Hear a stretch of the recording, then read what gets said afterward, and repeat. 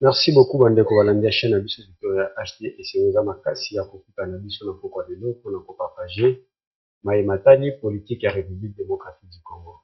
Avant to bande émission na biso soki eza mbala na biso ya liboso mbala na liboso ya kolanda biso na kosenga yo osabone na chaîne na biso ya YouTube.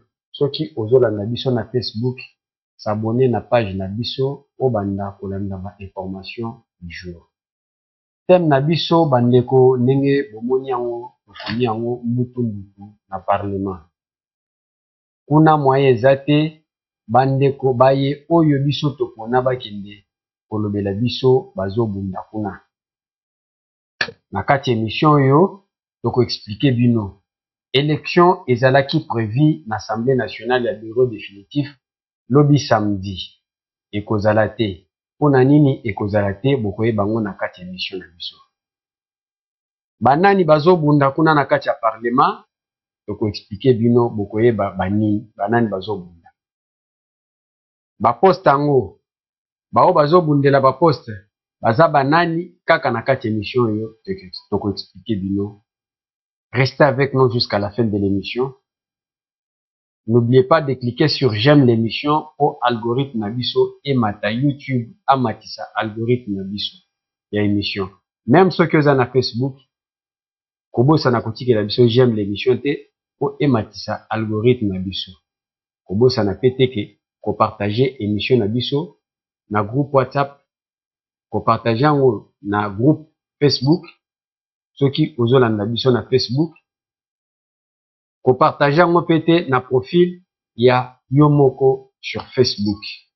Merci beaucoup à tous ceux qui nous soutiennent de près et de loin, avec des conseils financièrement et moralement. Merci beaucoup, bandeko. Chers amis, lobby samedi ezalaki prévu que bureau définitif de l'Assemblée nationale eyebana. Dès le départ, il y avait 18 candidats. Au bazalaki, l'ambition, il y a obrigué, poste oyo 7. Il y a bureau, il y a Assemblée nationale, de part et d'autre. Opposition comme majorité. Vous savez que l'opposition, azana ba poste naye, majorité, azana ba poste naye. Mbutu ebimi opanzi il y a parlement. Qu'est-ce qui bloque bandeko? Avec les 18 membres oyo se présenta qui bazaki na ambition ya postuler comme na bureau ya Assemblée nationale. Il y a ceux qui ont désisté. Na ba misusu au finish le bureau provisoire et retenir 8 candidats. Na 7 postes. Il n'y a qu'un seul poste oyo ya opposition o ba retenir batumi bali. Mais le reste des postes mutu moko nde aza retenir. Poste oyo eza na batumi bali eza poste ya opposition. O ba retenir Madame Munongo na ndeko Constant Mutamba. Na poste oyo ya questeur à Dieu. Alors, poste à président, eza na président, o mutu aza retenu kuna eza Vital Kamerhe. Aza na concurrent te vice-président, premier vice-président, toza professeur Chilumbai. Aza pe kuna deuxième vice-président Jacques Ndoli. Ainsi de suite.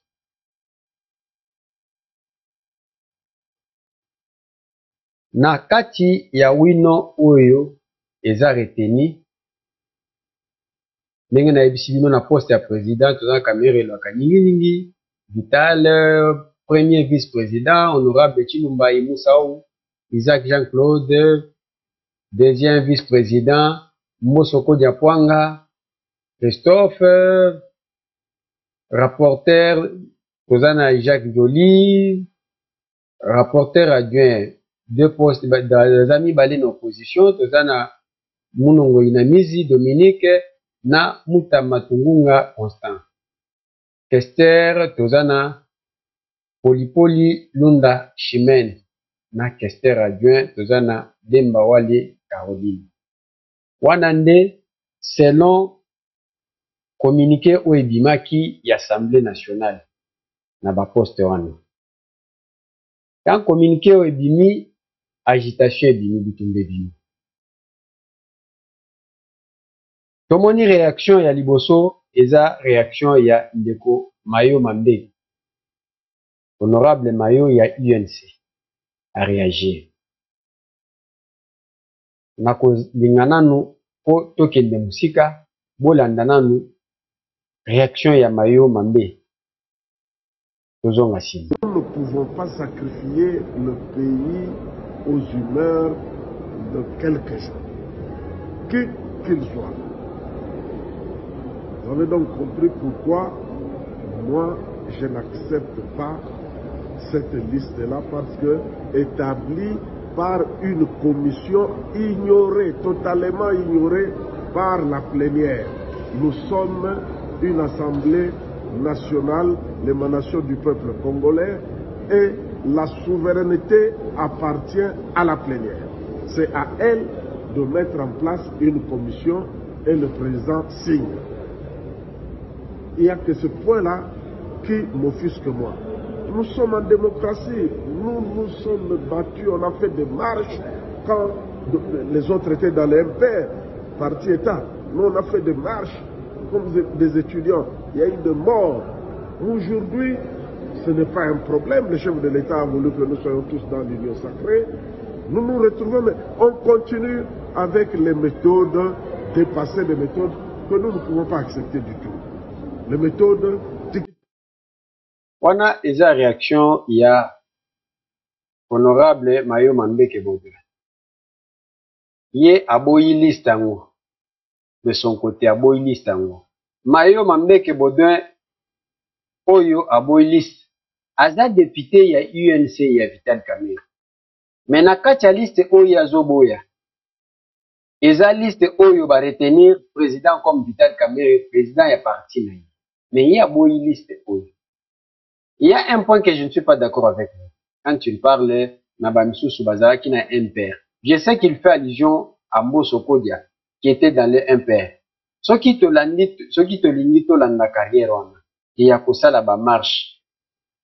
Ce n'est pas à Mayo Mambe qui a qualifié Bamissou que Bazaraka n'a un père. Au moment tant Bazaraka n'a un père. Mais que dira l'IDPS? Tant Wabandaki que ça là-bas marche. Vital Kamerhe est son président et l'UNC, tous ceux qui sont dans l'UNC, Badana peut perdre. Bazo réprimer, ba marche. Que dira l'IDPS? On doit être élégant. Et non tobo sana pour bayoui que non tobo sana nyos. Ce n'est pas kubanda ko rappeler batumakambo akana. Ya bao bazaka na MPR, bino bozaka ba étudiant, bobanda ki kosala. À l'époque où bozaka ba étudiant, bobanda ki osala, oui, nous tous nous avons combattu les MPR. De la même manière que nous avons combattu les impairs, pour combattre le PPRD. Et à l'époque où on combattait le PPRD, Vital Kamerhe était secrétaire général de PPRD. Qui balali sabiso ba pongi le 30 juin, ouais, le 30 mai, il y a tout s'arrête. Le 30 mai 2005. Batu wakufa. Mais Vital Kamerhe était avec Kabila. Ce n'est pas ça le problème. Il faut que na makambuni ndenge leki, s'il faut que ceux qui osa contenté, il faut que nous aborder makambuna ndenge msusu. Toujours du côté majorité. Le regroupement AMCC, il y a Laurent Batumona, et qu'il y a la justice pour la montée na bango pe balongoli. Parmi les 18 au postilaki, Moutuna Bango a tchaki candidature naïe, balongoli. Ils sont partis en justice. C'est là où je veux vous dire que vous saurez que on a nini élection à lobby. Je vois déjà la manipulation que le président de la République Nenga Yambi, député Nyoso, a décidé que élection à la lobité. Regardez ce qui est arrivé. Tango ndeko bandeko ya AMC ya parti ya Laurent Batumona ba saisir conseil d'état pona mutu na bango. Conseil d'état d'office asengi na assemblée nationale akomeli bango lettre eza mulayi que audience eza fixée pour le 20, c'est-à-dire le lundi. Pona makambo o etali mutu ya nini soki bakozongisa na conseil d'état. Donc d'office élection ekoki kozala te po déjà conseil d'état bakosiéger et bakomi déjà na niveau ya justice. Assemblée nationale bakoki kosala élection te au moment où dossier ekomi déjà na justice. Banani ba saisir justice eza regroupement ya Laurent Batumona AMCC. MCC mouvement AMCC regroupement na ye. Ne ba saisir justice. Raison pour laquelle élection elingaki esalema mokolo alobi ekosalema te ekozala reporté. Après conseil d'état ntango akotranché nde bakoyeba ndenge nini ya kosala. Wana di côté ya majorité. Et après, il y a encore une réaction. Il y a bandeko na biso. Il y a Grande Orientale. Chopo, Kisangani, ainsi de suite. Upanjwana. Bakomeli président de la République. Va se sentir frustré. Na bureau wana, ils ne sont pas représentés. Raison pour laquelle Basengi Keno va revoir Banini wana. Comme je vous ai dit, mokonzi ya mboka auki okutana na ba député nyonso yosa na poko awa. Na masolo asololi na bango azui 30 minutes avant bango apesa bango parole. Ya ko expliquer bango avec un ton ferme. Ayebisi bango ke il faut aventure o ya législature passée wana ezonga te. Parce qu'il y a des députés. Il y a des soupçons qu'il y a des députés au bazo senga mbungu. Pour voter ba membre ya bureau. Mokonzi ya mboka azali na rapport nyonso. Ayebisi bango que s'il fallait dissoudre, ceux qui continuent à dissoudre l'Assemblée nationale, bakozonga ba chômeurs. Et nous allons voir comment ils vont venir chercher de voter bango avec les désordres qu'ils sont en train de faire là-bas. Pour na ba poste. To comment na place bakoya ko senga biso lisusu. To voter bango. Ayebisi bango qu'il faut que bureau ezala représenter. Na bana basi ba mama bazala représentation ya ba mama bazala pe na kati ya bureau. Juste là. Basi bazaka mibale sur 7. Il fallait bazala ta 3. Nde makambo mokonzi ya mboka ayebisi bango. Wana côté ya majorité. Côté ya opposition. Po tozomona na ba réseaux sociaux, bandeko na biso ya opposition, bazo bimisa neti mopanzi na bango, baza sain. Côté na bango pe eza ya koyinda, d'abord bango bazo kende en ordre dispersé. C'est comme ça avec les politiciens congolais. Poste moko baza mibale. Mutu na mutu azopesa raison na ndenge na ye. Mutu ya liboso eza Constant Mutamba. Bazo kende na munongo inamizi. Ni ensemble.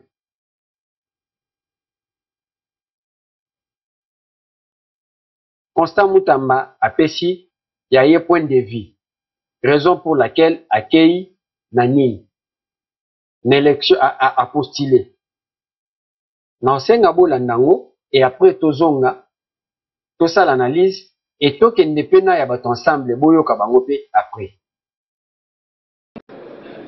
Sur demande de plus de 300 députés nationaux, nous avons été obligés par eux à déposer ces jours notre candidature au poste de rapporteur adjoint du bureau définitif de l'Assemblée nationale. Parce qu'au sein de l'opposition politique, nous n'avons pas pu dégager le consensus autour de la candidature commune de l'opposition. Étant entendu, du reste, que l'opposition est plurielle et qu'il n'y a pas de chef de file en son sein. Rappelez-vous que nous avons été candidats président de la République. Nous avions porté un projet de société au nom de l'opposition politique au même titre que nos amis d'Ensemble pour la République. Rappelez-vous encore que après les élections, au lendemain des élections de 2023, nos amis d'Ensemble pour la République avaient boycotté les résultats des élections en général et appelé à l'annulation de ceux-ci. DIPO, que nous dirigeons, a été la seule force politique de l'opposition à avoir, de manière républicaine, accepté sa défaite, accepté la réélection de l'actuel président de la République et des députés nationaux de l'opposition tout comme de la majorité. Rappelez-vous encore que les députés nationaux et Ensemble pour la République avaient boycotté les premières plénières de l'Assemblée nationale, en commençant par la plénière inaugurale. Et donc, nous ne trouvons pas de raison de ces revirements de nos amis des Ensemble. Nous ne comprenons pas pourquoi cette incohérence dans le discours de nos amis des Ensemble pour la République. C'est donc cette inconstance politique, c'est donc cette incohérence politique qui, d'ailleurs, expose notre démocratie du point de vue de ses principes fondateurs que nous avons accepté humblement la demande de plus de 300 députés nationaux pour que nous puissions nous porter candidats au poste de rapporteur adjoint de l'Assemblée nationale. Dans l'opposition ira en ordre dispersé. Nous irons en ordre dispersé parce que l'opposition a toujours été plurielle dans toutes les démocraties du monde, à commencer par la France. C'est pourquoi on parle toujours des oppositions au sein des chambres législatives. S'agissant de notre chance de gagner, comme vous le savez, nous avons été le seul opposant républicain à être resté constant sur nos prises de position. Nous avons contribué à l'atterrissage en douceur de ce processus électoral. Nous sommes heureux que ceux qui, hier, nous contredisaient, pensaient que nous étions manipulés par le pouvoir en place, parce que nous avions... Wana Boucholanda Constant Moutamba, qui est de l'opposition, un jeune homme que j'admire beaucoup, bien que je ne partage pas la même opinion politique que lui. Mais, comme son nom l'indique, est un jeune constant. Même dans la politique. Ba rappel na yo auto sal. Aouti ko sala rappel l'opposition. Oh, ce qui botali bien, dans niveau et ensemble, na opposition à Martin Fayoulou, Bazaka Ndenge Moko. Ce sont des gens qui partent devant et qui reculent derrière. Bazaka sans position. Awa Constant Moutamba, Aouti ko rappeler bango. Que après les élections, kaka makambo otolubelaka Martin Fayoulou, les makambo Moïse Katumbi na batune ba mekaki osala. Jusqu'à présent, na ba média na bango, baleka kolobaki élection ezalaki mal organisée. Ils n'ont jamais dit qui a été vainqueur. Balobi que non, élection ezalaki mal organisée. On a nommé des députés. Les élections, et ça là 7 jours et ça là 8 jours selon eux, ba député au bazana parlement, baza ba député nommé. Batikala ko ebisa biso te ke ba député nino baza nommé. Bango 18 députés. Ne baza voté, ba misusu na nde baza nommé. Batikala ko ebisa biso te. C'est l'inconstance. Constant Moutamba zui bango. OK. Même tango bakei Moïse Katumbi, j'ai la vidéo. Na salela ngope émission. Po aloba ke ba député na nga ba ko siéger na parlement te. Et après aye ko se rattraper, alobi ke ba ko no siéger. Tango alobi ke ba siéger te ba misusu ba kendaki déjà na parlement. c'est le même parlement. Oyo bango balobaki ke bako siéger te. Bake Constant Mutamba selon lui. Ne bureau balingi bakota na bureau ana. Sikota bazo linga bakota na bureau. Banani bako voter bango. Ces députés qui n'ont jamais été votés, o balobaki ke baza nommé ne place Constant Mutamba à Téléméli. De leur côté, na représentant na bango Christian Mondo s'est aussi exprimé de son côté. Bolanda yepe makambu oya lobi. Dirigé a laissé entendre Christian Mondo Simba. Il a provoqué des primaires, qu'il a échoué, il a été battu à ces primaires-là, et après avoir été battu à ces primaires, il s'est rabattu sur le poste de deuxième vice-président qu'il a tenu également à confisquer. Pour ce faire, l'honorable Mbosso a constitué en violation de règlement de l'Assemblée nationale et des us et coutumes de cette institution, il a constitué une commission qui est une commission qui a été faite en dehors de la plénière et par sa propre volonté. Sans même passer une législature, se rabat au poste de deuxième vice-président auquel il tient à s'accrocher. Et le deuxième objectif de cette commission, c'était de confirmer illégalement la candidature de l'honorable Mutamba au poste de rapporteur adjoint, alors que celui-ci n'a ni droit ni qualité. Alors que l'opposition aujourd'hui est composée de 29 députés. Donc, comment se fait-il que, dans ce cas précis, alors que 27 députés sont pour la candidature qui a été présentée, il n'y a que Dipro, avec un seul député en dehors du candidat, qui a présenté et qu'on considère que cette candidature doit être reçue. Alors, puisque Dipro n'a pas accepté la décision, alors qu'on laisse également tous les autres regroupements qui n'ont pas accepté la décision de leur groupe politique déposer leur candidature. Pourquoi cette politique de deux poids et deux mesures? Nous pensons que pour l'honorable Mbosso, c'est une perpétuation des antivaleurs qu'il a eu à inculquer dans cette République depuis la Deuxième République. Il est temps que M. Mbosso parte, qu'il laisse les jeunes faire le travail et qu'il prenne sa retraite politique. Parce que ce genre de pratiques sont des pratiques qui amènent le pays vers le bas. Mbosso organisait lui-même le vote au poste où il est postulant, ça, nous ne sommes pas d'accord. Donc, nous soutenons la pétition quant à cela. Ce point de presse s'est terminé par une étape de questions-réponses, tout en rappelant que Honorable Dominique Munongo Inamizi Wana Boucholanda Neko Christian Mondo Simba. Christian Mondo Simba abandina na bataki contre Christophe Mbosso. Oui. Makambu ya commission o bazolobela. L'Assemblée nationale oyo ke liste wana Mbosso asali yango selon ye. Au juste là, bato ya Mbosso bazo de se défendre na ndenge na bango. Nalandaki mutu na ye na chaîne moko azo défendre, azo contredire yango.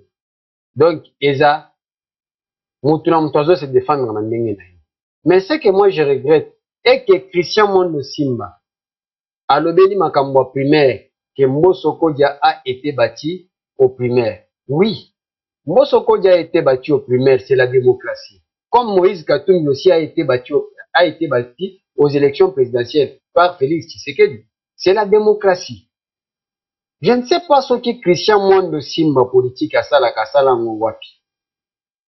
Et il parle, on doit laisser la place aux jeunes. Mais si on doit laisser la place aux jeunes, lui aussi est plus âgé. Yo petit que la jeune place. Munongo oyo tchewana. Munongo aza jeune. Aza maman mukolo. Il faut que la paix ba jeune, il fallait bozona no jeune moko. Na kacha parti na bino na botia ye. Mais botie munongo pona ni.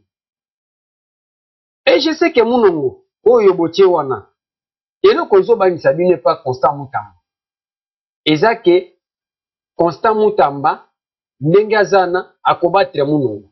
Voilà la raison. Munongo, d'abord, abimisa image ya mabe, la vidéo qui a circulé, o asala afinga bakasaye, te balia kambwa, il faut balongo baya ba nakatanga balongo. Est-ce que tous ces Kassaïens qui sont au niveau de l'Assemblée nationale, qui est ces Kassaïens-là, où il y a pour voter mon ndelo kozo bangisa bino, et pas ya Constant Mutamba. Eza ke bozo banga ke no, ceux qui bakena munongo, Constant Mutamba ko battre munongo. Bokozo mutu. Munongo ko convaincre mutu te. Deux, il y a une photo qui a circulé. Il y a Munongo Dominique na John Numbi. J'ai même la photo. Na John Numbi bakanga bango photo. Juste là, ni Munongo ni bino partis ensemble, botikala ko démentir en côté. Keza Lokuta. La photo qui avait circulé. J'ai la photo, je peux même la chercher. Pe kozwango. Oyo, ya John Numbi na Munongo. Na Munongo.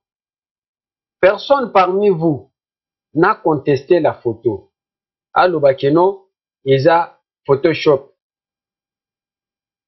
J'ai la photo, je crois que je peux la retrouver. Quelque part. La photo, oui. Nazu photo. Nazu photo. Je m'excuse.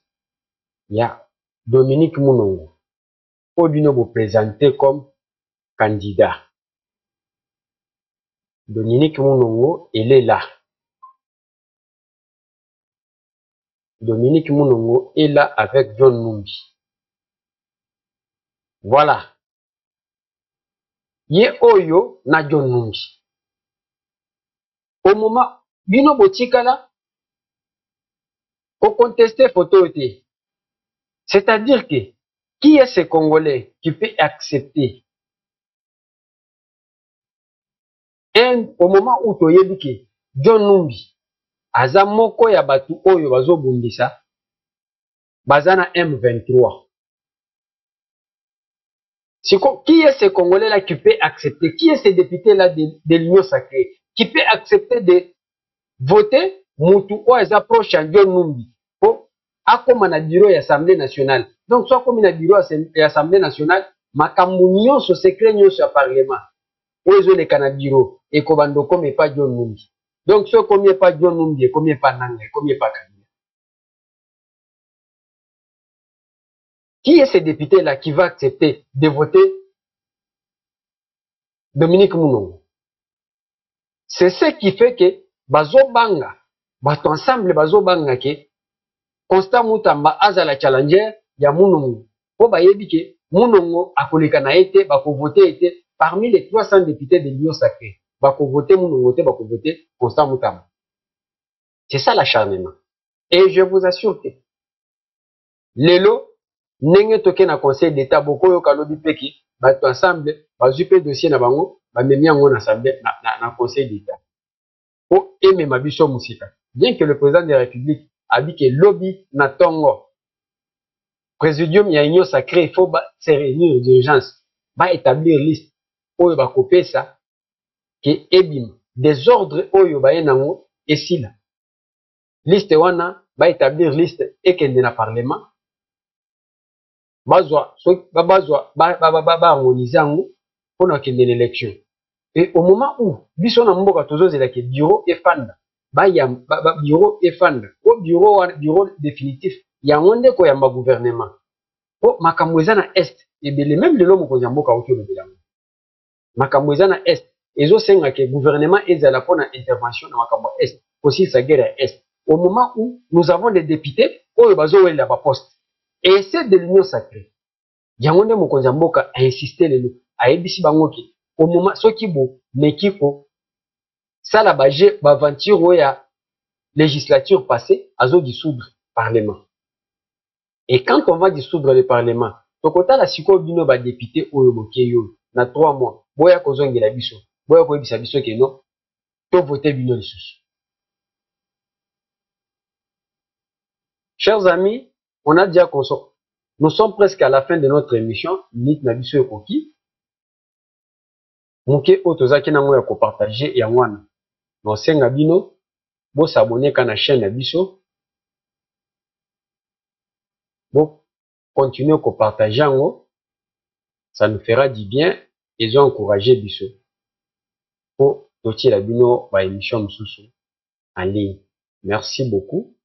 Tokutani Malasima. N'oubliez pas aussi de liker l'émission. N'oubliez pas de liker l'émission et de partager dans des groupes WhatsApp. Merci beaucoup, na conseil Nabino. Merci beaucoup.